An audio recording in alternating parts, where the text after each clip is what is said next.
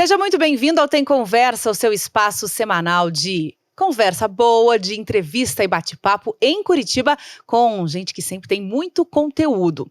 No programa de hoje, nós vamos conferir um pouquinho sobre uma instituição que tem mais de 110 anos de história. O nosso convidado tem décadas nessa instituição que é reconhecida em todo o país e também no mundo. O Tem Conversa está no ar. No programa de hoje eu recebo o reitor da Universidade Federal do Paraná, Ricardo Marcelo Fonseca, que aceitou meu convite para estar aqui para esse bate-papo. Muito obrigada, reitor, por aceitar vir aqui ao Tem Conversa. Seja muito bem-vindo. Eu que te agradeço muito, Yara. É uma satisfação imensa para mim poder estar conversando com você. Ricardo Marcelo Fonseca, que é formado em Direito e também em História, mestre e doutor em Direito pela Universidade Federal do Paraná, com pós-doutorado pela Universidade de Florença, na Itália, reitor no segundo mandato e também presidente da ANDIFES, Associação Nacional dos Dirigentes de Instituições Federais, vamos ver se eu não erro, de ensino público? Ensino superior. Isso, ensino superior. Isso. Na verdade, o senhor foi presidente da ANDIFES até o mês de julho. Até um mês de atrás. julho. Essa carreira construída aí, doutor, reitor da instituição da Universidade Federal do Paraná, primeiro focando na Federal, na UFPR, o que te dá satisfação em ser reitor da instituição? Olha, eu considero que essas coisas acontecem na vida, né? Acho que se alguém perguntasse para mim, quando eu era estudante, por exemplo, né? O que você acha? Se você for reitor, eu ia achar que estava ficando, né? A pessoa estava ficando maluca. Essas coisas acontecem, é um percurso, acho que como na vida em geral, a vida é cheia de encruzilhadas, você vai tomando algumas, e as coisas foram se direcionando, e eu fiz claro, eu tenho minha carreira acadêmica, que eu prezo muito e que eu quero voltar logo a ela, quando terminar o meu mandato de reitor, mas dentro da carreira acadêmica chegou um momento em que eu entrei numa carreira administrativa dentro da universidade, né? Que começou lá dentro do curso de Direito, né, como diretor da Faculdade de Direito, que eu fui eleito em 2008, depois reeleito em 2012, eu fiquei 8 anos na direção do curso de Direito, e nesses 8 anos que eu fiquei lá, participando dos conselhos universitários, debatendo a universidade, eu descobri, talvez algo que eu nem soubesse antes, que era uma certa vocação para debater a universidade, pensar a universidade, pensar o ensino superior público brasileiro, etc. E quando terminou o meu mandato, eu estava prestes a terminar o meu mandato na direção em 2016, era também, por coincidência, o ano da eleição da reitoria da universidade, e as coisas foram se articulando, né? Pessoas foram se agregando, pessoas, na verdade, foram me cutucando, né? Dizendo que talvez... Provocando. Sim. O senhor poderia se candidatar, se apresentar como um nome aí? A pessoa tem que querer, né? Claro. Mas eu te confesso que na verdade foram pessoas que me empurraram até que eu tomasse uma decisão e quisesse e buscasse construir. Tinha muito mais gente que estava há mais tempo construindo também essa possibilidade nesse momento. Nossa universidade tem uma política interna bastante acesa, digamos assim, né? E eu passei por aquele período de campanha e daquela eleição, o que para um diretor de faculdade de Direito pode parecer o contrário, mas é muito inusual, porque a faculdade de Direito ela é muito pequena, numericamente, comparada com outras faculdades, outros cursos, né, da nossa universidade. E havia uma certa tradição anterior, que na verdade não é só aqui no Paraná, que o pessoal do direito não se envolve tanto com a vida da universidade fora da faculdade de Direito. É mesmo? Essa é um pouco a regra. Havia essa outra percepção, não, o pessoal é engajado, o pessoal gosta de outras discussões além da área do direito, não é? O pessoal do direito gosta de discussões, isso eu não tenho dúvida. Mas assim, a regra é a dos professores da Faculdade de Direito terem sempre os pés mais plantados dentro da sua casa, que é a Faculdade de Direito. Claro, nós tivemos muitas exceções, né? A primeira, mais célebre delas, é a do professor Lamartine Corrêa de Lira, que foi um grande professor de Direito Civil, morreu em 1987, e que foi candidato a reitor em 81, na época que não tinha eleição direta ainda. E ele foi eleito pela comunidade, professor da Faculdade de Direito, Mas não tomou posse, porque, enfim, 81, ditadura militar ainda, eram outros tempos, e ele era um professor muito envolvido com a universidade. Outro, eu preciso mencionar, é Luiz Edson Fachin, hoje ministro do Supremo Tribunal Federal, que foi diretor da faculdade e foi candidato a reitor, quase ganhou a eleição em 2001, faltou pouco, ele se envolvia muito com a universidade. Depois que eu saí da direção da faculdade, assumiu a Vera Caranchueire, a primeira mulher diretora da Faculdade de Direito em mais de 100 anos, inclusive, e depois o Sérgio Stout Júnior, que é o atual diretor. Ambos, eu acho que a Faculdade de Direito, a partir de então, tomou uma outra racionalidade. Hoje a Faculdade de Direito é muito, ou o setor de ciências jurídicas é muito participativo da vida universitária, né? Mas eu diria, olhando no tempo, foram exceções. Foram poucos aí. O senhor comentou sobre essa dificuldade que se houve ali no início da década de 80, né, quando o reitor eleito não assumiu, né, por um momento distinto ali da ditadura militar, que para muitos é só história, né, muitos não viveram, inclusive que estão nos acompanhando, mas o senhor viveu também uma certa apreensão ali em 2000, no seu segundo mandato, em talvez não assumir, não teve algumas situações em que não havia certeza de que, apesar de eleito, o senhor assumiria novamente, né, seria reconduzido aí ao cargo de reitor. Sim, imensa apreensão, devo dizer, né, porque o que nós vivemos no Brasil, sobretudo em 2019 e 2020, mas 2019 foi mais grave, digamos assim, foi a circunstância que foi inédita desde a redemocratização das universidades, de sistematicamente aquele e aquela que tenham sido os mais votados, os escolhidos pela comunidade universitária, não serem nomeados. Você sabe que o sistema funciona assim, em todo lugar. Tem uma eleição. A gente chama de outro jeito, consulta, pesquisa, depende do lugar. Dá uma cara informal, mas é uma eleição que todo mundo vota, todo mundo. Estudantes, servidores técnicos, professores e professoras. Depois que aquela pessoa que ganha a eleição é definida, ela encabeça uma lista tríplice, a lei prevê essa lista tríplice. As outras duas pessoas que acompanham o vencedor na lista tríplice geralmente são pessoas formais.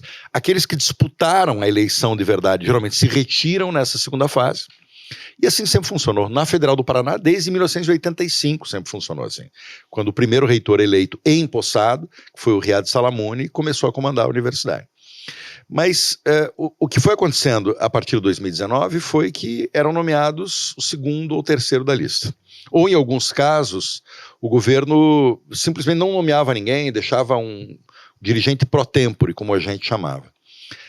A gente pode dizer com segurança, o que havia da parte do governo de então era o desejo de um alinhamento ideológico muito forte dos reitores com aquilo que pensava o governo. Teve uma universidade, a Federal do Ceará, que foi muito emblemática.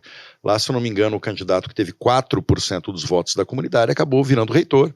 Né? E agora, inclusive, esse mês, poucos dias atrás, aquele que ganhou a eleição 4 anos atrás, ganhou a eleição de novo e tomou posse. Né? Agora parece que a vida girou e tudo voltou a acontecer. Isso fez um mal tremendo, Yara, sabe? Assim, as pessoas acham que isso é uma questão de política, assim, pura, mas não é só isso, né? Aliás, política pura era, dentro das universidades, quem queria fazer era o governo anterior, né, que obsessivamente buscava esse alinhamento ideológico. Né, isso foi inédito. Mas eu acho que essas coisas elas são importantes porque, primeiro, a universidade ela é uma estrutura diferente. Ela não é uma repartição pública como qualquer outra. Você percebe que o centro acadêmico tem uma eleição para escolher quem representa. Um departamento, a coordenação do curso, um diretor de setor, todas as unidades elas têm ali um representante eleito. A eleição, a escolha entre os pares faz parte da cultura institucional. Então, quando você deixa de observar isso, você tem um problema organizacional muito grande. Né? Então, assim, não é que não, eu estou colocando outro chefe aí, isso acontece em outros órgãos e se vira. Na verdade, existe um problema de condução da própria universidade quando aquele representante da instituição não é legitimado pela sua base. Né? Nessas universidades em que aconteceu essa experiência, nesse último ciclo, a gente viu claramente. Essas universidades sofreram. O reitor ele não tinha, muitas vezes, condição de fazer reuniões internas ou externas. Não tinha base. Hoje tinha base, mas assim mesmo, uma cerimônia pública, uma formatura, virava uma confusão. Né? E conduzir um conselho universitário simplesmente não dava. Houve reitores que deixaram de fazer reuniões do próprio conselho universitário. A universidade se paralisa, né? Ou às vezes até ela retrocede um pouco.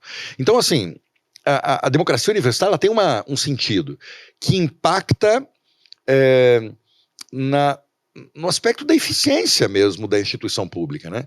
Tudo isso foi deixado de lado. Daí o que aconteceu no meu caso? Eu era candidato à reeleição. 2010, daí. 2020, obviamente. eu fui candidato em 2016 e daí a reeleição foi em 2020, plena pandemia. Houve uma candidatura contrária e a eleição foi massacrante, né?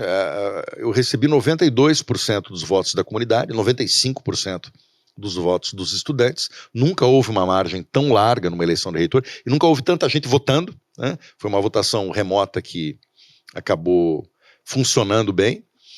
E a peculiaridade foi que o candidato derrotado e sua vice não retiraram os nomes para aquela segunda fase, que é a fase da montagem da lista tríplice. Hoje sabemos, porque o que ele queria era só entrar na lista tríplice, né? Porque a legitimação da comunidade importava menos. E eu tenho certeza que se ele tivesse entrado na lista tríplice, ele teria sido indicado pelo presidente da República, porque havia um alinhamento ideológico, né? E eu acho ruim isso, né? Eu estou entrando nesse cargo por um alinhamento ideológico. É claro que cada um de nós pensa o que pensa, cada um tem as ideias e dentro da universidade isso pode acontecer? Não, é inevitável que aconteça. Não existe essa dimensão neutra no mundo, né? Essa coisa que embala essas ideias esdrúxulas, como escola sem partido. Isso é uma coisa impossível no mundo. Mas o que eu quero dizer embora cada um e cada uma tenham a sua leitura de mundo, a sua visão, você entrar num cargo como esse de universidade, porque você tem um alinhamento ideológico com A, com B ou com C, é horrível para a própria universidade, né? E, enfim, daí aconteceu um grande confronto ali. A própria comunidade universitária acabou retirando esse nome da lista tríplice na reunião do chamado colégio eleitoral, e quem compôs a lista tríplice comigo foram outros dois professores, uma professora e um professor, ambos da área da educação, inclusive. Esse sim, que tinham uma posição bastante pública, né, sobre o que pensavam do mundo, e a lista tríplice subiu com os 3 nomes.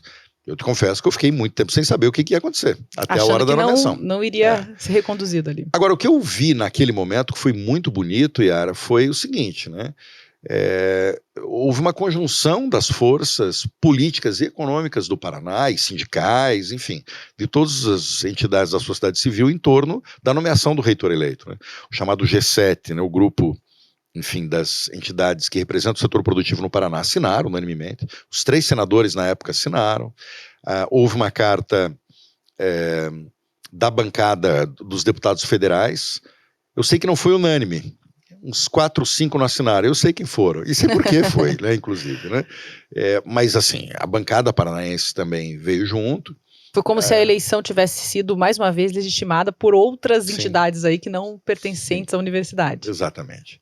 E acabou dando certo, e eu fui reconduzido para o bem da universidade, porque eu tenho certeza que a nossa universidade estaria numa confusão se não tivesse sido assim. E para justiça também com aqueles que votaram, né? Afinal, como o senhor disse, muita gente votou muito. Sim. Foi bem diferente essa sua vantagem nessa segunda eleição, bem diferente de 2016, né? Em que houve um acirramento bem grande na disputa. Foi. 2016, como eu te falei, o curso de Direito é um curso muito pequeno, né? Então, fora do curso de Direito, eu estava tendo que me fazer conhecer, né? Pequeno quanto, assim, se a gente for falar em números? Veja... Professores e... Na época tínhamos, hoje não é muito diferente, tínhamos em torno de 81, hoje eu acho que tem 85 professores no curso de Direito, 25 a 30 técnicos e cerca de 1.000 estudantes. Se você pega, sei lá, as engenharias, por exemplo, que é o setor de tecnologia, eles têm 280 professores, centenas de técnicos, milhares e milhares de estudantes, né? Nessa comparação fica um curso menor. A medicina, né? O setor de ciência da saúde tem mais de 300 professores e assim por diante. Nós somos uma unidade pequena nesse sentido. E foi aquela eleição de 2016, sim, difícil, né? Um pouquinho na esteira nem sempre positiva da política interna da universidade, porque aqui a gente mimetizou muito algumas coisas ruins da política partidária lá fora. A disputa por um cargo, às vezes, vira um vale-tudo em que para baixo do pescoço é canela, né? Não é algo muito mais formal e respeitoso? Não, é bem parecido com a eleição que nós, que não estamos ali dentro da universidade, conhecemos? tem uma carapaça, como na política também, né, de civilização e de polidez, mas tem muita violência simbólica, né? Fake news, né? Muita ataque pessoal. Eu sofri muito isso em 2016. Sim, sim. Pra você ter uma ideia, eu nem contei isso para ninguém, nem na comunidade. Vai contar agora, então? Vou contar agora para você, Yara, só porque é você. Como parte daquele jogo eleitoral, houve pessoas que foram no Ministério Público Federal fazer denúncia anônima, tem um canal denúncia anônima, dizendo que eu isso, que eu aquilo, que eu estava irregular nisso, naquilo, meu cargo, aquilo, aquele outro, inventando coisas falsas, né? Aquilo virou uma investigação que tinha o propósito de ter um impacto ali, no meio da campanha, né? Acabou não tendo esse impacto, mas aí aquelas coisas kafkianas, né? Aquilo virou um inquérito civil, virou uma coisa que eu tive que ficar me defendendo até agora, questão de 2 meses atrás, 3 meses atrás, quando isso foi arquivado no Ministério Público Federal. Você veja, uma coisa que ficou durando 7 anos foi arquivada, dizendo não tem nada de errado aqui, não tem nenhuma irregularidade, houve uma grande apuração para botar a minha vida funcional de cabeça para baixo, para dizer que não havia nenhum problema. Mas você veja, isso foi um subproduto de um momento eleitoral. Eu não acho que precisava ter sido assim. O que eu acho? Eu acho que a universidade também mudou de 2016 para cá, né? Eu acho que existe uma racionalidade um pouco diferente, eu acho que existe uma maneira melhor, eu acho, de conduzir a política, menos desleal, né? Que eu espero que seja alguma coisa que conduza o futuro da universidade, porque a gente não pode esgarçar. A disputa é bem-vinda, a disputa é importante, né? O confronto de ideias é importante. Mas a gente não pode transformar, e a universidade tem transformado muitas vezes esse momento eleitoral num momento de esgarçamento interno. Porque na hora que acaba a eleição, a universidade tem que trabalhar junta, né? E tem que fazer... E vamos se unir para fazer funcionar. Você falou 7 anos aí que teve que se defender dessa denúncia, até vou perguntar se sentiu confortável em falar qual era, mas o que me vem à cabeça é, poxa, quanto de pessoas trabalhando para apurar, quanto de dinheiro público que no próprio Ministério Público Federal foi investido, enfim, foi necessário para apurar tudo isso, enfim, né, por uma disputa interna. Eu te conto, na verdade a denúncia era que eu tinha um acúmulo ilegal de cargos, porque eu sou professor concursado na universidade, mas de dedicação parcial, e tenho um cargo, já desde 1994, um outro cargo público, que eu acumulo licitamente com o de professor, que é o de procurador. Antes de se chamar o procurador do INSS, agora de procurador federal. Eu estou afastado desse cargo há 15 anos, desde que eu entrei na Faculdade de Direito como diretor. Mas quiseram criar uma ilegalidade no acúmulo de cargos, que absolutamente não existia. E também inventaram uma suposta advocacia ilegal que eu estaria fazendo na época, né? E que se demonstrou que isso absolutamente era invencionista, era falso, era fake news para produzir um efeito eleitoral. As coisas não precisam ser assim, né, Yara?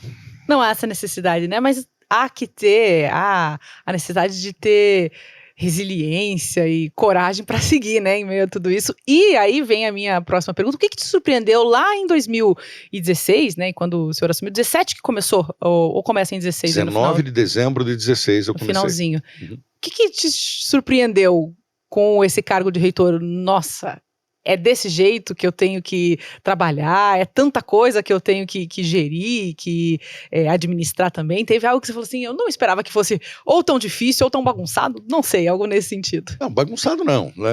A universidade é complexa, não é bagunçada, né? A universidade é uma instituição diferente de qualquer outra, né? Ela é muito plural, ela é muito descentralizada e ela é muito diferente nas suas partes, né? Você falar com um grupo de engenheiros é completamente diferente de falar com um grupo de médicos, ou de agrônomos, ou do pessoal do direito, e assim por diante. Ou o pessoal das humanas, ou o pessoal da educação.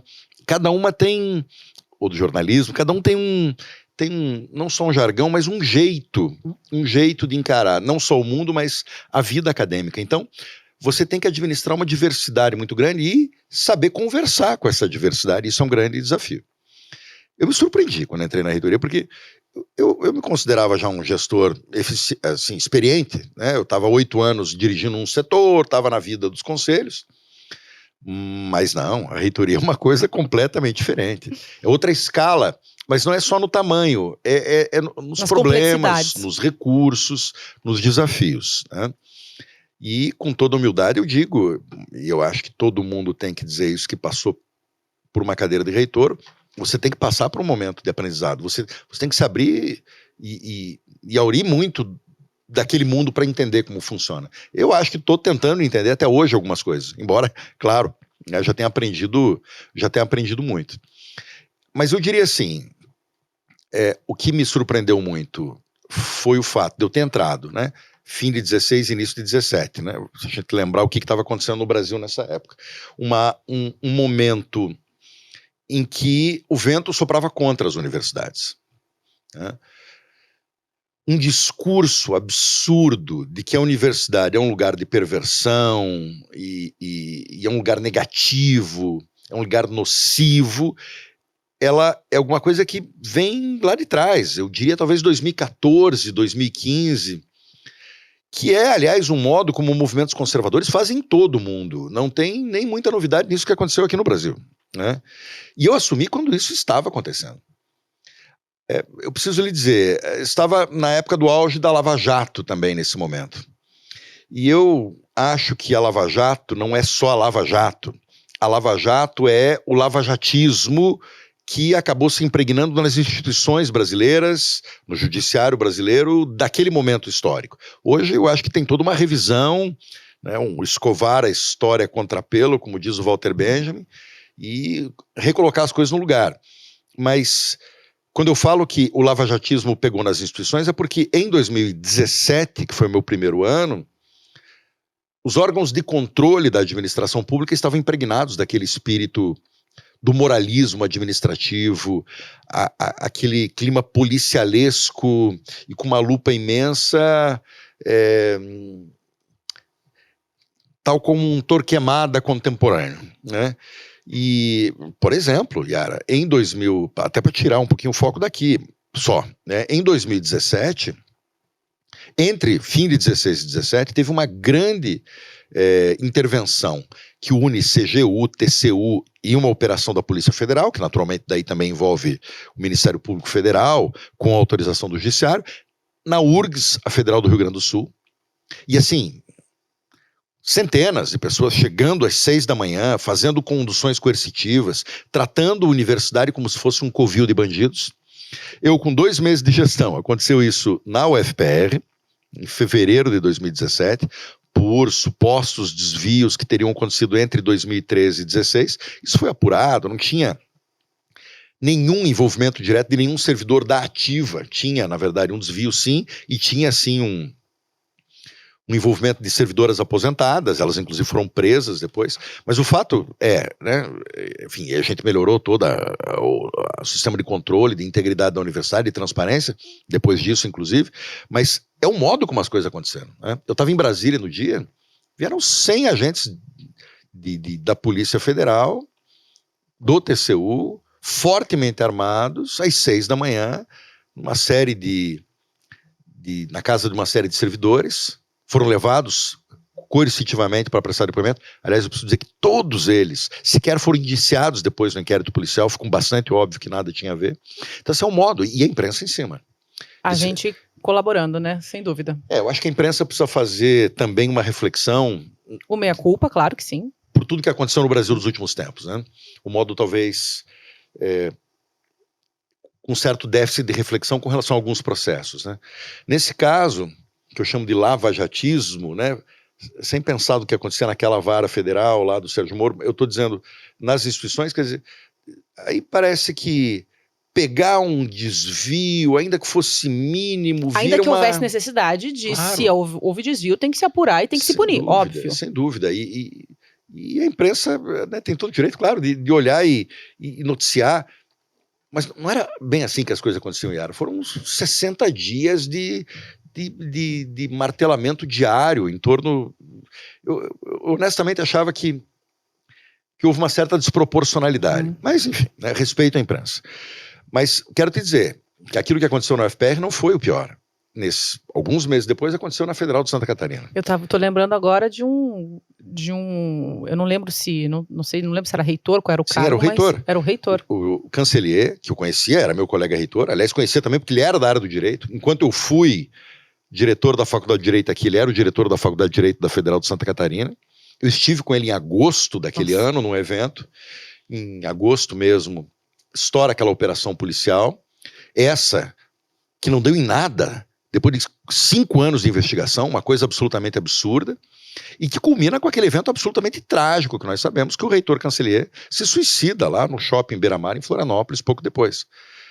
E não foi ainda a última coisa que aconteceu. Não bastou a morte do reitor Cancelier. Em dezembro, acontece com a Federal de Minas Gerais, que é talvez uma das federais mais importantes do Brasil, mais pujantes. E o reitor e a vice-reitora, na época, a vice-reitora que hoje é a reitora, foram conduzidos coercitivamente. Essa figura que depois o Supremo Tribunal Federal aboliu, a condução coercitiva.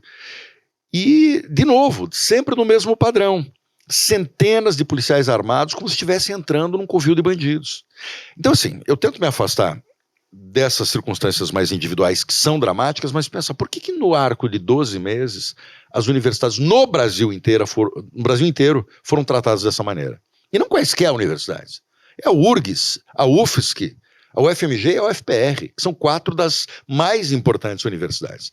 Isso nos dá a pensar, porque mostra como universidades eram alvo, né?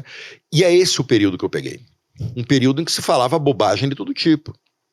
Quando veio o governo eleito em 2018, que assumiu em 2019, houve algo diferente ainda, que foi o fato de que isso que se falava sobre as universidades, que esse conjunto de rumores negativos, né, e absurdos sobre universidades, elas de repente começaram a ocupar a boca de autoridades públicas federais, inclusive ministros da educação. Aí vem a história do ministro falar que a universidade é lugar de balbúrdia, de ministros falarem que aqui é lugar de desperdício, outro ministro dizendo que nem todo mundo precisa de ensino superior, que não precisa mais ter doutor na universidade, ou dizer que a universidade é lugar de plantação extensiva de maconha e produção de droga sintética. Porque uma coisa é quando você vê no grupo do WhatsApp da tia esse tipo de bobagem, e eu vi muito, né? Outra coisa é quando lá da esplanada dos ministérios alguém, que é uma autoridade pública encarregada da condução da educação, fala uma coisa dessa. Então, a gente viveu um período surreal nesse sentido. E eu já estava envolvido com a representação dos reitores nessa época na Andifes, né? Eu fui vice-presidente da Andifes nessa época, em 2019. E isso acho que os meus antecessores não enfrentaram. Isso foi muito inusitado. Acho que nunca, bom, também eu não tenho tanta vivência assim, né, na sociedade, enfim, também não tenho tanta idade, mas nunca se teve um ataque tão grande às universidades públicas, né, num passado recente, pra gente fazer uma comparação. Pelo contrário, né? Dentro da minha memória de vida, eu também não vejo, não. Veja, eu acho assim, universidades são incômodas para muita gente, né? Universidades, elas nunca alcançam uma unanimidade, mas o sentimento com relação às universidades, e eu digo particularmente com a UFPR aqui no Paraná, sempre foi muito, muito, muito positivo. A sociedade sempre abraça a universidade, se orgulha da universidade. A universidade é uma instituição central para o Paraná. Sem a Universidade Federal do Paraná, que antes se chamava Universidade do Paraná, o Paraná não seria o que é, do ponto de vista agrário, do ponto de vista da expansão estrutural, de estradas, né? Se você vai olhar, quem que ocupou, fez, trabalhou na Copel, era gente que saía da Universidade Federal do Paraná. Na Sanepar é a mesma coisa. Quem foram as lideranças políticas do século XX paranaense? Era gente que saía da Faculdade de Direito ou da antiga Faculdade de Filosofia. Quer dizer, eu costumo dizer, essa não é uma expressão exagerada, que a UFPR é uma espécie de alma mater da sociedade paranaense. Então, assim, claro que tem gente que não gosta. Mas aquilo que aconteceu nesses últimos anos, de repente colocarem a universidade como má, como nociva, né? É absurdo, né? Isso é uma coisa que vai virar matéria para os historiadores. Porque o que aconteceu? assim, que parece que é um tapa na cara que a realidade daí dá nessas pessoas. Aconteceu uma trágica pandemia. Que, aliás, foi outro prêmio, né? Outro docinho que eu ganhei no meio da minha gestão. Que é um dos desafios mais complicados para um gestor, né? Educacional. Como é que você toca isso numa pandemia? Foi bastante difícil. Mas a pandemia, apesar de todas as dificuldades, apesar do seu caráter trágico, ela trouxe a seguinte dimensão que foi positiva para a universidade.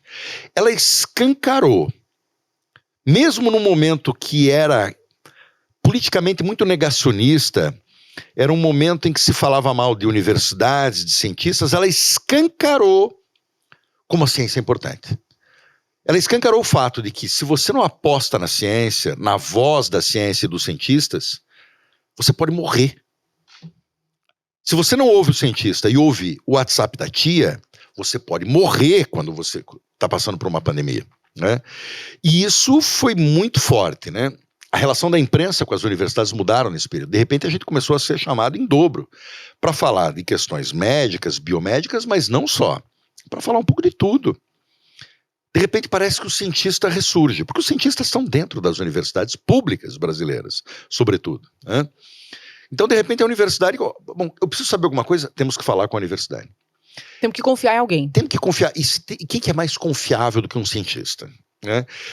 Então, assim, a realidade, ela deu um contrapé naquilo que estava acontecendo no Brasil na época, né? E acho que, não de modo completo, mas em grande medida, aquele sentimento que eu via no início da minha gestão lá em 2017 se esvaiu, né?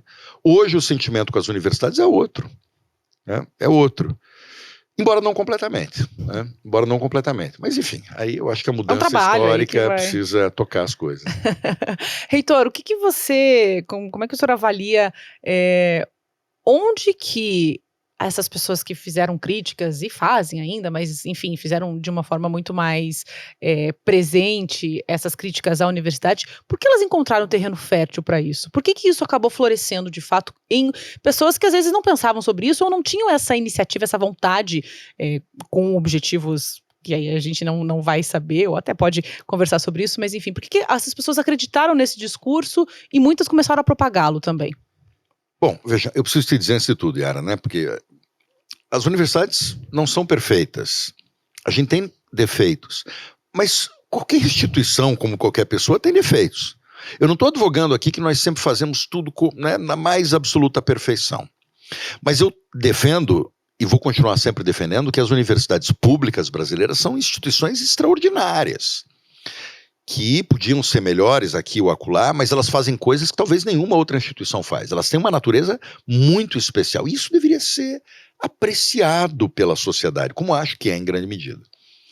A tua pergunta do que aconteceu para, de repente, isso desafinar um pouquinho, eu considero uma pergunta muito difícil, porque eu não acho que ela esteja, a resposta disso, inteiramente ligada a nós, né? Alguma coisa que nós fizemos ou deixamos de fazer, né? Isso está ligado com um contexto mais geral, né? Umberto Eco, aquele semiólogo italiano importante, ele falou em 1995, numa conferência que depois foi publicada em italiano e está publicado agora em português, já me lembro o nome do livro, O Fascismo Eterno. Esse é o nome da conferência, tem um livrinho, em que ele fala assim, olha, eu quero falar sobre um conceito que historiador até não gosta de ouvir, que é urfascismo, ou seja, aquilo que está por cima de todos os fascismos. O historiador não gosta de pensar nisso, porque fascismo é um fenômeno histórico muito localizado, Itália, nos 30, etc., que é diferente do nazismo, inclusive, mas ele tenta pegar características de sistemas autoritários. Ele falava em 95 sobre isso. E quando ele fala sobre isso, ele diz, é característica de todo sistema autoritário ataque às artes, ataque aos jornalistas, ataque às ciências e ataque às universidades. Isso, para aqueles que estudam regimes autoritários ou a crise da democracia contemporânea, é um consenso. Então talvez o Brasil tenha vivido um período que o seu déficit de democracia, né, e a emergência de formas autoritárias tenham feito com que as universidades, os professores, os intelectuais, do modo geral, como os artistas, jornalistas, virassem alvo. Né? Eu acho que isso está envolvido num contexto um pouco mais amplo. Claro que daí as cores que se dão a esses ataques são específicas, né? Então as pessoas chegam, olha só quanto dinheiro que está no orçamento da universidade. Tem 1 bilhão e 500 milhões no orçamento da UFPR. Só que esquece de dizer que 1 bilhão e 350 milhões é pagamento da folha, inclusive de aposentados. E que o que vem para a universidade é um valor muito menor e que foi sendo exprimido, inclusive, ao longo dos últimos dias, dos últimos anos. O senhor também pegou essa fase de cancelamento de recursos, né? Ou total pelo menos cancelamento de recursos, né? E veja, e a universidade continuou no topo do ranking e mais, continuou subindo nos rankings. Não é qualquer instituição que é capaz desse tipo de resistência e dessa força, né? Mas voltando à pergunta anterior, é isso, eu acho que às vezes pegam uma pesquisa, sempre vai haver alguma pesquisa fora da curva, uma pesquisa estranha, pegam aquilo e tentam demonstrar como se fosse a universidade inteira aquilo, né? Ou aquele moralismo administrativo que eu dizia que havia num clima, né, brasileiro aí recente.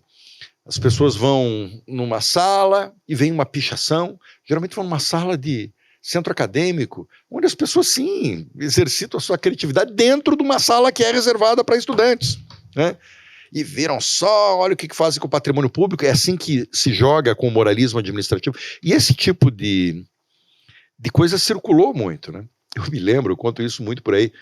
Em 2017, eu acho, no meu primeiro ano como reitor, eu me lembro que tinha um grupo, um vídeo de WhatsApp, que circulava no WhatsApp, uns 13 minutos, que era muito tosco, mas depois a gente viu o poder destrutivo desses vídeos toscos, inclusive, que era, digamos, uma, entre aspas, homenagem às universidades federais, né? E ele me chamava a atenção porque ele começava com uma imagem do nosso DCE, que fica ali na General Carneiro, perto do complexo da reitoria, todo pichado. Só que era uma foto de 2012, porque naquela época o DCE estava impecável, né? Mas na época do vídeo em que o vídeo circulou. O vídeo circulou em 2000, nessa época, depois, né? Então eles eram imagens escolhidas, e na verdade era assim, o DCE e pessoas com um copo de cerveja, era entardecer, tem um bar do outro lado da rua, né? Isso que a universidade faz, né? A universidade, é aí que vai dinheiro público. A universidade faz isso com os seus filhos, etc. E era uma coisa louca, que terminava com a seguinte frase, que os reitores das universidades federais tinham que ser presos, todos eles, porque eles não passavam de traficantes de drogas e organizadores de orgias. A ideia de orgia e das drogas, ela forçosamente foi colocada muito para dentro assim, do ambiente universitário, como se aqui a gente só pensasse nisso e fizesse isso, né? De modo impressionante. O fato de um ministro ter dito que as universidades produzem extensivamente maconha e fazem drogas sintéticas, né? É um sintoma dramático disso, né? Dramático. Ou a pessoa viu muita série, Breaking Bad, né? Quer dizer, certamente ele viu série e não entrou dentro de qualquer camp. Aqui o nosso departamento de Química e de Bioquímica estão no topo, são nota 7 na CAPES, cientistas de projeção internacional. Você imagina, daí de repente eles, sabe do quê? O que vocês estão fazendo aí de droga sintética? É um absurdo que não há nem como, né? Então em suma, né, são estratégias, passam por estratégia de comunicação. Eu acho que as pessoas tiveram eficiência em destruir imagens, né? É um novo momento da comunicação também com as redes sociais. Isso tudo embalou esse momento. Mas eu realmente sou otimista. Eu acho que agora a gente tá com o vento soprando para o outro lado. Não só otimista, né, reitor, mas eu percebo na sua fala, não só agora, nesse momento, mas em outras falas, em outros momentos em que o senhor fala sobre a universidade, esse brilho no olhar, essa percepção de como a universidade ela é positiva para a sociedade, para vidas, né? São muitas vidas que são mudadas, muitas pessoas, famílias que são transformadas graças à universidade. E o que o senhor vê de transformação, de mudança, da época em que o senhor era estudante, fez a graduação em História na na Federal, né? A de Direito fez em outra universidade, concomitantemente, né? Ao mesmo tempo o senhor fazia as 2 graduações e depois fez o mestrado, o doutorado, enfim, e seguiu carreira também como professor dentro da instituição. Mas o que o senhor vê lá na década de 80, de mudança, quando o senhor era um estudante para hoje, para 2023, como é a universidade agora? Olha, é muito diferente, naturalmente, né? São quase 40 anos, né? de distância, é muito diferente. Agora, eu vou te falar um negócio engraçado, porque nesse período recente a gente... Engraçado, né? Enfim, curioso, digamos, né? Nesse período recente a gente ouviu muito falar isso, que a universidade era um antro de esquerdistas, e isso por causa dos governos anteriores que tinham, né, uma inclinação à esquerda. O que eu preciso te dizer é que, do jeito como eu olho a universidade nos anos 80, ela era muito mais esquerdista do que é hoje, né? Aliás, eu não diria que a universidade é de esquerda, já que hoje em dia se gosta tanto de discutir assim, em termos ideológicos polarizados, né? Eu acho que a universidade é muito plural. Dependendo de onde você vai, você vê muita gente de esquerda. Você vê mais gente de esquerda do que de direita no setor de humanas. Mas você vê mais gente de direita do que de esquerda no setor de saúde. Ou no setor Palotina, por exemplo, né? Então, assim, a universidade ela é muito plural, né? Eu acho que ela era mais engajada nos anos 80, que teve antes, né, no período anterior, uma ditadura militar, inclusive. Então você veja como as coisas são, né? Mas eu acho assim que, claro, muita coisa mudou, a universidade mudou, eu já chego nesse ponto, a universidade se tornou mais inclusiva, mais sofisticada, né? Houve, nos anos 90, toda uma emergência no mundo da pós-graduação. Hoje a universidade é muito mais voltada para a pesquisa do que era, a extensão cresceu bastante, mas tem alguma coisa que permanece. E daí eu volto, talvez, à tua primeira pergunta, né? O que te chamou a atenção na universidade? Fora os problemas, que eu te respondi antes sobre os problemas que eu encarei, é esse fascínio de ver esses milagres cotidianos que a universidade faz. Isso tem uma beleza que eu talvez não seja capaz de descrever para você. Porque, assim, de um lado, aquele milagre da formação, né? Um menino, uma menina de 17 a 18 anos, quando entra num curso, é uma fase da vida, inclusive, que você está descobrindo as coisas. Você está muito verde, é assim, né? E daí, de repente, você faz um percurso de 4, de 5 anos numa instituição que te dá régua e compasso, que te dá coisas que, comigo foi assim, que eu não tinha em casa, né? Que eu não tinha os livros, que eu não tinha a orientação, meus pais não fizeram universidade. E você sai outra pessoa. Isso é um dos milagres. Esse milagre da formação. De você, de repente, começar de um jeito e sair intelectualmente, pelo menos grande, ou, pelo menos assim, com um ofício possível para você ganhar o mundo. E isso tem uma magia que eu não sei descrever. Mas a universidade é cheia de magias, né? Não só essa da formação, a da pesquisa. Se a gente pensa de novo na pandemia, você imagina alguém inventando uma vacina no momento em que todo mundo está precisando de uma vacina? Os laboratórios, os cientistas, isso aconteceu na UFPR. O nosso pessoal da bioquímica pegou uma pesquisa anterior sobre a bactéria, a fixação de nitrogênio, azospirillum, readaptou e falou isso, a gente pode fazer uma vacina. A gente só não terminou a vacina, Yara, porque não tem financiamento adequado, como seria esperável no momento de emergência sanitária. Mas, assim, se você para pensar isso, eles inventaram, um cientista nosso do setor litoral, inventou um teste para a Covid de novo. E essas coisas acontecem a todo momento na universidade. Então, de repente, você olha, assim, o conhecimento, né, soluções. E soluções, às vezes, que se prestam para o mercado. Né, para aqueles que separam, a universidade serve só para elucubrações. Só para pensar? Não.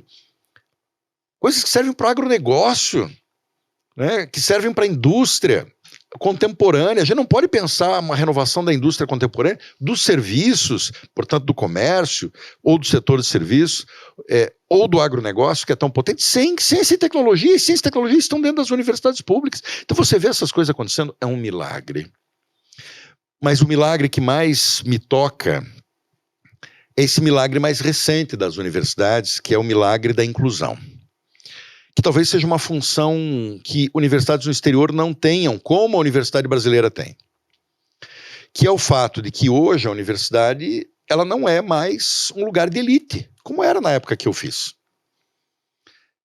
Era um lugar, na época que eu fiz, sobretudo para alguns cursos, né? Não um curso de história, mas o curso de direito seguramente era um lugar de elite, o curso de medicina era um lugar de elite, as engenharias eram um lugar de elite, a agronomia era um lugar de elite. A Universidade Pública Federal Brasileira e as estaduais também não são mais assim. Então, é a política de cotas, que chegou com tanta controvérsia social e jurídica. A controvérsia jurídica foi resolvida há mais de 12, 13 anos, né? E depois virou lei. Uma lei de 2012 coloca cotas sociais e raciais nas universidades. E eu senti esse momento, né? Porque as cotas, elas viraram integrais na UFPR a partir de 16, ou seja, do momento que eu estava virando reitor. Eu vejo essa transformação. A universidade hoje é mais feminina. A universidade hoje é mais negra. A universidade hoje, ela não tem aquela homogeneidade social que tinha antes. Mas isso não é só uma estatística, não é só uma fala. Quando você vê isso concretamente acontecer, é um milagre. Você vê uma estudante negra que de repente está na formatura de medicina. Coisa que eu nunca tinha visto antes. Eu sou professor do primeiro ano de Direito. Eu não vi alunos negros no Direito durante tantos e tantos anos, desde que eu comecei a dar aula em 94. Hoje tem muitos. E eles darem aquele testemunho. Geralmente a formatura é um momento para esses testemunhos, né? Em que eles falam que eles são os primeiros da família que estão ali. Doutores. Isso é forte. Isso é muito forte. E se a gente parar para pensar o que isso tem um efeito, agora sim, revolucionário. Isso é que é o efeito revolucionário. Porque não é só a vida dessa pessoa que se transforma. Ela transforma a vida das pessoas em torno, da sua família. Isso transforma a vida e transforma uma sociedade. E não há instituição que seja capaz de fazer isso. Que não uma universidade. Que bacana, reitor. Que legal esse teu olhar e essas tuas vivências, né? Esse olhar porque você viveu tudo isso que você está falando. E o senhor fala que é otimista. O lógico, não é previsão do futuro e nem vamos jogar cartas aqui nem nada, mas o que você imagina que pode vir por aí de melhoria, de melhor olhar para a universidade pública e de milagres, né? Como o senhor falou, milagres que vão acontecendo que o senhor presencia e que devem continuar acontecendo também. Bom, eu acho que para a gente não olhar só do que vem de fora para cá, o que a gente espera lá fora. Eu acho que a universidade tem que olhar para dentro e tem que se transformar em muitas coisas. As coisas estão mudando muito rápido no mundo, estão mudando muito rápido no conhecimento e no mercado de trabalho. Então, a universidade tem que estar atenta a isso e fazer as suas transformações internas. Hoje o mercado de trabalho não é mais como era antes. E se a gente quer continuar recebendo os alunos como sempre recebemos, a gente tem que fazer as adaptações necessárias. Então a gente tem que se antenar. A universidade tem que estar um passo adiante, né? Essa é a sua função. Eu acho que essa é uma tarefa para um futuro próximo, né? Mas o que eu acho a universidade ela precisa ser revalorizada. É esse vento soprando contra agora, que tem que vir pelo menos em dois sentidos. No sentido simbólico. A universidade tem que voltar de modo integral a estar no colo da sociedade. Isso que eu te disse agora há pouco sobre o papel da universidade, sobre como ela é importante, central, sobre como ela faz coisas que nenhuma outra instituição faz, isso tem que ser compartilhado socialmente. As pessoas têm que entender a importância da universidade e acolher a universidade. E quando alguém começar a falar bobagem sobre a universidade, tem que corrigir essas bobagens. Porque é isso que blinda uma universidade, quando ela é recebida e abraçada por toda a sociedade. Essa recuperação simbólica, portanto, em primeiro lugar. Mas, em segundo lugar, a gente precisa de uma recuperação orçamentária também, né? Porque são os números que dizem, né? Quer dizer, a gente começou a cair de 2015 até hoje de modo ininterrupto. Em 2023 houve uma melhoria. Numérica. numérica, porque na verdade o orçamento que tinha sido feito o ano passado para o ano de 2023 era um orçamento impossível. Ele Muito era mais menor baixo, do né? que o do ano anterior. Eu te digo com toda segurança que as universidades estariam paralisando agora, entre agosto e setembro, no Brasil inteiro. Era um orçamento impossível, né? Então, veio uma suplementação orçamentária que vai fazer com que as universidades cheguem até o fim do ano. Mas as universidades não estão respirando como devem. A gente tem que voltar. Veja, não estou dizendo que a universidade tem que estar nadando em recursos, mas a gente tem que voltar pelo menos àquilo que existia em 2016, né, 2015, 2014, do ponto de vista orçamentário.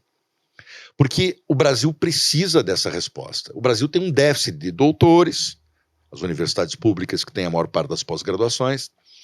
A gente está muito longe de cumprir o Plano Nacional de Educação com relação aos formados, pessoas com diplomas superiores, e aconteceu uma perversão no Brasil nos últimos tempos, que a maior parte, houve um crescimento de cursos superiores de diplomados, mas sobretudo de educação à distância, de instituições predadoras e caça-níqueis. A qualidade continua nas universidades públicas, não apenas, existe a nossa PUC aqui é ótima, existem universidades ótimas, mas o MEC mesmo, nas suas avaliações, mostra que a qualidade está. Então a gente precisa retomar uma formação de qualidade no âmbito superior. A gente precisa fazer pesquisas que dialoguem mais com a sociedade, inclusive com o setor produtivo. Uhum. E aí não tem segredo. Para isso a gente precisa de recursos. Então precisa ter essa compreensão, que é uma compreensão política, de como a universidade é estratégica para o futuro do país, né? Então, eu espero que as coisas caminhem nesse sentido, porque eu não vejo futuro no país ou para o país sem essa sensibilidade. Ao longo desses quase 8 anos, ano que vem, né, que o senhor faz 8 anos como reitor, né, na frente da gestão da Universidade Federal do Paraná, quais foram, para além desses milagres que o senhor já citou, mas quais, pontualmente falando, quais os grandes avanços que você viu a universidade proporcionar para a gente, assim, no sentido de pesquisas que puderam ser implementadas, vamos colocar, na agricultura do estado do Paraná, ou também coisas que foram descobertas ou caminhos que foram percorridos pela universidade e que hoje a gente nem sabe, sociedade, nem sabe que saiu da universidade e que aí está por causa dos cientistas, por causa dos pesquisadores. 2 ou um exemplo bom aí para a gente finalizar a conversa, está quase chegando ao fim, viu, reitor? Pena, tá tão Que boa a pena, conversa, né? né? Olha, eu vou te dar 2 exemplos aí, que eu acho que eu já mencionei os 2 de passagem. Um é o da vacina. As vacinas que todos nós tomamos na época da pandemia foram vacinas estrangeiras, caras, a maior parte de grandes empresas farmacêuticas multinacionais. Isso impacta na nossa soberania, sobretudo quando você está no momento de emergência. A nossa vacina que a gente está fazendo aqui na UFPR, tem outras universidades federais que também estão fazendo, e estaduais, como a USP, é uma vacina barata, 100% brasileira, com uma tecnologia tremenda e com uma eficácia até aqui, né, absoluta. Bom, a Covid e essas variantes eu acho que ainda vão conviver conosco durante um tempo, embora não tenham mais a gravidade que já tiveram alguns anos atrás, mas ficou claro que a gente precisa estar preparado para uma emergência dessa se ela eventualmente acontecer daqui a 2, 3, 4, 5, 10 anos. A Universidade Federal do Paraná está fazendo a sua parte, né, no sentido de buscar criar uma estrutura de produção de vacina que pode se adaptar a novas enfermidades com muita facilidade, inclusive zika, chikungunya, outras doenças não erradicadas, dengue, né? Essa vacina é eficaz para isso também, para trazer saúde, às vezes até vida, para a população, não só do Paraná como do Brasil. E eu repito, né? Perceba que isso ou é uma grande farmacêutica multinacional que tem que colocar muito dinheiro em pesquisa para ganhar dinheiro, ou é uma universidade como a nossa que é capaz de fazer. Não tem uma terceira possibilidade, não existe são uma essas. Terceira. Segundo lugar, eu mencionei agora há pouco uma pesquisa sobre a fixação de nitrogênio vegetal. Isso é uma pesquisa antiga, porque acontece muito isso, né? Tem aquilo que a gente chama de pesquisa básica, né, que está dentro dos muros da universidade, é uma coisa mais abstrata, e ela precisa acontecer, que daí num certo momento ela dá um salto para aquilo que a gente chama de ciência aplicada. E esse salto não dá, inclusive, se você não percorrer tudo o que é necessário na pesquisa básica. Essa pesquisa da bactéria Azospirillum, da fixação nitrogênio vegetal, é um caso. O que ela faz? Né? É uma bactéria que, quando colocada na cultura de cereais, sobretudo milho, justamente porque ela tem essa função de fazer a fixação de nitrogênio, ela poupa do agricultor que ele coloque fertilizantes nitrogenados. Portanto, uma pesquisa feita pelos cientistas que substitui na agricultura o fertilizante por outra coisa muito mais barata. Isso tem dois efeitos na produção agrícola, sobretudo de milho, mas não só. Primeiro, você economiza bilhões em fertilizantes. Você transforma o processo do plantio em algo muito menos custoso, que é alguma coisa que é melhor para o produtor, que é melhor para o consumidor lá no fim. Mas você fortalece, inclusive, o próprio milho, o próprio cereal, né, que fica mais resistente a intempéries, etc, etc.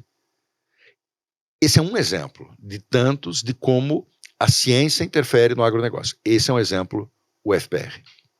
E também não precisa comprar fora, né? O fertilizante também, que grande parte vem de fora. Que está na Rússia, daí a guerra com a Ucrânia aumenta tudo.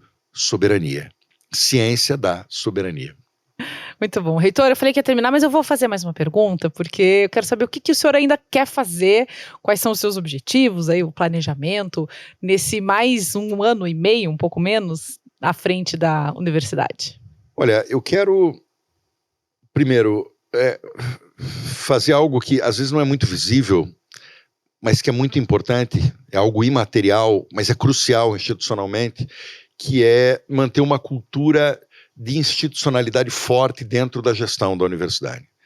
Isso significa profissionalizar a gestão, deixar a gestão mais eficiente, fazer com que ela tenha parâmetros, fazer com que ela tenha pouca ingerência da nossa pequena política na ocupação de lugares A, B ou C, mas está com as pessoas certas nos lugares certos. Isso pode parecer banal, mas não é. E isso faz uma diferença na cultura organizacional que você não tem ideia. Segundo, eu queria que a nossa universidade continuasse sendo respeitada, progressivamente mais respeitada, como esse espaço principal da ciência e da tecnologia no nosso estado do Paraná e das principais do Brasil. Estamos sempre de 6º, 7º, 8º universidade no Brasil, e isso não é pouca coisa. Mas de um modo mais concreto, eu gostaria de continuar fomentando, claro, a gente tem desafios que a gente tem que responder na hora, né? Então, esse ano é o ano da curricularização da extensão, a gente está muito atento à extensão. A gente sempre teve um olhar muito forte para a pesquisa, fazendo editais próprios de pesquisa. Agora que tem um pouquinho mais de dinheiro do que tinha antes, vamos ver se a gente continua, né, dar essa continuidade. Porque pesquisa é um negócio que você vê também o resultado a longo prazo. Mas uma coisa assim que eu quero plantar agora, que eu não vou conseguir terminar essa discussão até o final do ano que vem, mas que é uma discussão que precisa começar agora para ser implementada o quanto antes, é aquela que eu me referia quanto ao nosso papel nesse mundo novo, do conhecimento, do mercado, dos saberes, da inteligência, né? Então, como que a gente aproveita, enfim, agora, do que nós já acumulamos da reflexão, inclusive no momento da pandemia, para tentar trabalhar mais em rede, para tentar deixar aquelas caixinhas, né?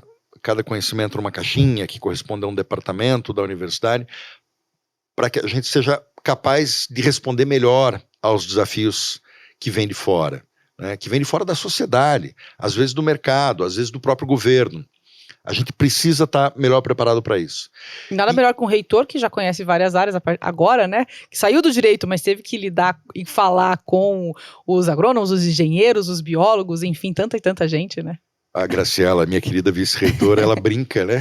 Que eu vou sair da reitoria e eu vou ou lá para bioquímica, né, porque do jeito como eu falo da vacina, ou eu vou lá para o pessoal da agricultura, ou vou para a comunicação. Também. Isso. Mas isso é tão fascinante, sabe? Essa é uma das experiências que a reitoria, assim, vai me deixar assim muito forte, né? De conhecer melhor e olhar sem estereótipos, né? Olhar com respeito para tantas áreas. A comunicação, eu preciso te dizer que é uma delas. Né? Comunicação é ciência, né? Todo mundo acha que sabe um pouquinho, né? E Porque vai todo mundo fazendo do seu fala e jeito. escreve, enfim, né? Mas assim, como eu aprendi que eu tenho que chamar as pessoas da área, Conversar como elas ouvi-las. precisam ser ouvidas e, enfim, Sim. como você vai ser entendido, né? Isso. Não é da mesma forma que os advogados diante de vão uma ouvir. crise e tal, como é que eu me comporto? Tem verdade. que respeitar essas competências. Né? Então, enfim, né? Eu de fato aprendi bastante nisso, né? E estou muito contente com isso. Que legal! Reitor Ricardo Marcelo Fonseca, reitor da universidade mais antiga do Brasil? Mais antiga do Brasil. Não importa o que digam os cariocas, os amazonenses. A primeira universidade brasileira, desde 1912, que funciona continuamente, se chama Universidade do Paraná, que a partir de 1950 se chama Universidade Federal do Paraná. Aqui é a nossa universidade. Nesse ano faz 111 anos. 111 anos. Legal. Reitor, Isso. muito obrigada pelo papo, pelos conhecimentos compartilhados, pela sinceridade em mostrar, em escancarar tantos pontos vividos, tantas dificuldades passadas e vividas ainda também, algumas com as quais você se depara. E pelo teu tempo, né? Afinal, trabalho tem, mas mesmo assim o senhor conseguiu estar aqui, conseguimos ajustar a agenda para que o senhor pudesse participar e conversar com tanta gente, falar tanta coisa bacana sobre a universidade. Obrigada. Yara, foi uma satisfação imensa, te agradeço muito pela oportunidade. Foi um bate-papo produtivo, mas foi gostoso também, te agradeço por isso. De repente, quando o senhor voltar, imagino que vai voltar com mais afinco a carreira também acadêmica, porque eu acho que o senhor sente falta, já ouvi falar em alguns outros momentos, a gente bate mais papo também, né? Perfeito, quando você quiser. Obrigada, reitor. Eu Reitor Ricardo Marcelo Fonseca, o entrevistado do Tem Conversa da Semana. Você nos acompanha sempre pelo YouTube e pelo Spotify. E eu não falei, para quem está acompanhando no YouTube, é claro que já viu o @ do reitor, mas quem está no Spotify, para te seguir, para te acompanhar também nas redes, reitor. Perfeito. É o @Ricardo_Marcelo. Tanto no Instagram quanto no Twitter. Muito bom. Muito obrigada pela sua companhia, pela sua audiência e parceria de sempre. Até semana que vem.